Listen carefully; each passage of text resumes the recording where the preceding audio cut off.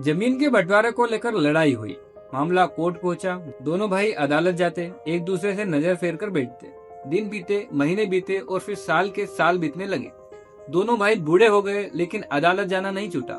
एक दिन छोटे भाई की नजर बड़े भाई के माथे पर पड़ी।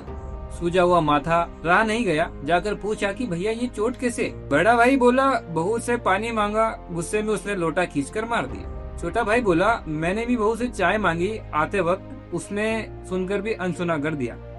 बड़े भाई ने कहा, चलो बाबू चाय पीते हैं। तभी पेशकर की आवाज आई, केस नंबर 324/1990, रामपाल बनाम शिवपाल हाजिर हो। दोनों भाइयों ने आवाज सुनी, एक दूसरे को देखकर मुस्कुराए और चाय पीने चले गए। 30 साल, एक पूरी जिंदगी। दो भाइयों ने अपनी जवानी, अपना सुकून, अपना वजूद अदालत की उन ठंडी सीढ़ियों पर घिस दिया, सिर्फ मिट्टी के एक टुकड़े के लिए, जिसे वो अपनी इज्जत समझ बैठे थे। लोग इसे सुनकर कहते हैं कि अंत में खून ही खून के काम आया, भाईचारे की जीत हुई। लेकिन सच बहुत खौफनाक है। उनका वो 30 साल पुराना अहंकार किसी ज्ञान या प्यार से नहीं टूटा।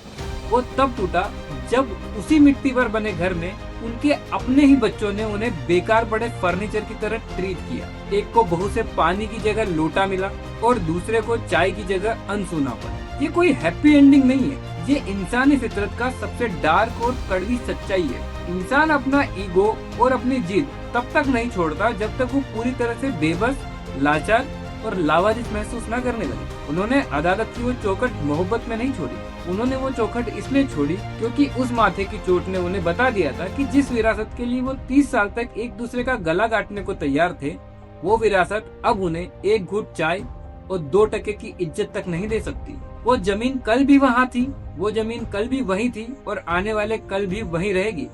पर उन दोनों ने अपनी असली जिंदगी, अपना जमीर और अपना समय तारीखों के बंडल में दफना दिया। हम सब किसी न किसी ऐसी ही जमीन के लिए लड़ रहे हैं, जो अंत में हमें सिर्फ एक लाचार बुढ़ापा और खोखलापन देगी। अगर इस बेनकाब सच्चाई को पहचानने की क्षमता बची है तो ही यहाँ रुकना, वरना जाओ और अपनी अपनी अदालतों में अपनी अपनी जवानी नीलाम करते रहो।